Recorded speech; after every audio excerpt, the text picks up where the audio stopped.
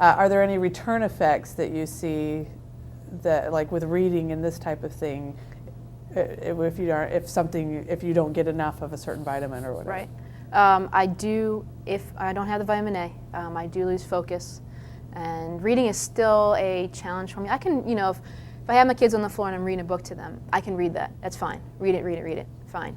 If I have a textbook in front of me or a book that I'm reading, I really have to focus, and I might read a sentence 5, 6, 7, 8, 10 times just to get that into my brain, because I can read it fine. It's just maintaining or taking in the information and keeping it. I lose it very quickly. Sometimes I'll read a page and I couldn't tell you one word that was on that page, so I have to go back to the top and read again. So if I were to go back to study biology, I don't think I could. It would be very difficult to absorb all that information and maintain and retain that information. So I do not read for pleasure, just because it takes so much time. I might read articles. It's easier to read on the computer than it is in a book. I'm not really sure why, but I do take that in a little bit easier. So if I were to read an article, I'd rather have it on the computer. But I don't read for pleasure at all. Just, I don't remember it. So they had it wrong when you had 2 injections of vitamin A and you're completely fine. So. Yeah, they did. I still have, I get tremors now, which I hadn't had before. I get very shaky. When I play hockey especially, it'll start about 10 minutes after I start playing, and it'll last about a half hour, 20 minutes, half hour after I stop playing. It used to be about an hour and a half, and it's shortened from treatments that I do. But the tremors are pretty severe. They start in my left hand and go up my arm, into my upper body, and my right arm, into my legs. They'll be in my tongue also. So if I'm skating, I get off onto the bench and I go for some water, I'm shooting it all over my face, trying to get in my mouth. If it gets too much, then I start falling down a little bit on the ice because my legs are so shaky. It's still fun. It's still fun to play. So I get that. I can get that, teaching sometimes. I get it shaky teaching. My kids haven't noticed it, so I guess it's not too bad. I do get it playing softball as well, though. And I still get weakness, whereas, I might be at the gym lifting weights, and all of a sudden I can't even close my hands around the weights to lift them. So I got to sit there and wait, a while.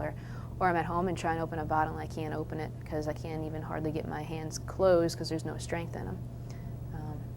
Every once in a while, on the weekend, I might be awake the entire weekend from Friday night to Sunday evening, 5, 6 hours.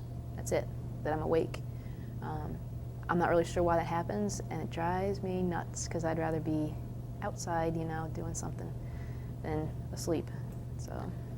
Yes, one thing, a lot of the children with autism can't really explain how they feel, so it's really interesting to hear you to be able to explain your vaccine reaction, because most of our kids had issues when they couldn't really talk very much yet anyway. Right. And also when you talk about how sometimes it'll come and go, like be worse sometimes, or maybe, I don't know if it's with stress or with not enough of a vitamin or whatever. We don't, you don't know everything about why things go away. But a lot of our kids, they'll have a good day and they'll have a bad day, and we have no idea.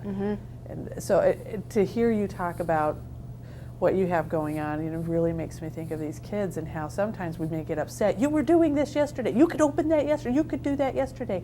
There might be a good, solid medical reason why they just can't do it today. Right. And I'm still sensitive to light and sound, not nearly as bad. It's not nearly as bad as what it was.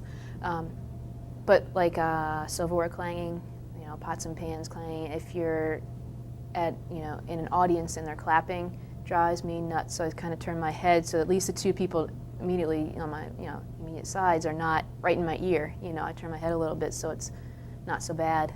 Like my brother is a trombone performance major, and so he's in performances a lot, and you get a lot of people clapping. It drives me nuts, but just as it is. Certain keys on the piano bother me more than others. Why? I don't know. Rattles in your head sometimes. So, I'm not sure why. It just does. Was there anything else that you wanted to make sure you got on this interview for people to know about? Would I do it over again? Yeah, I would. I've learned a lot. and I've met a lot of interesting people, learned a lot of interesting things, and I think it can in some way help, others to hear possibly what I've gone through, and hopefully to prevent it. I have a niece and nephew, and if that prevents them from getting sick, then there you go. It's worth it. But yeah, I've seen a lot of things that I'm grateful for now. So.